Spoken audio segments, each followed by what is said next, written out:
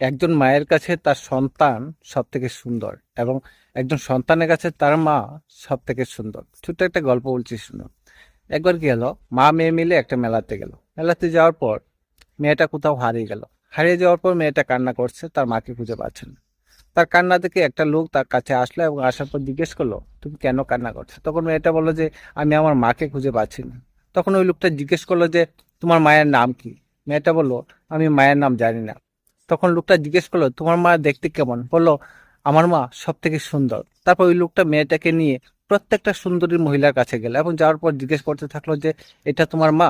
তারপর মেয়েটা প্রত্যেকটা মহিলাকেই না করে দিল যে না, কেউই আমার মা না এখানে।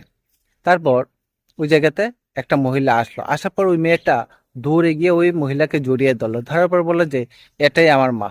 লোকটা লক্ষ্য করলো যে ওই মহিলাটা মোটেই সুন্দর ছিল না। তার গায়ের রঙ শ্যামলা ছিল এবং তার মুখে বেশ অনেকটি দাগ ছিল। তখন লোকটা বুঝতে পারলো যে প্রত্যেকটা সন্তানের কাছে তার মা পৃথিবীর মধ্যে সব থেকে সুন্দর হয়।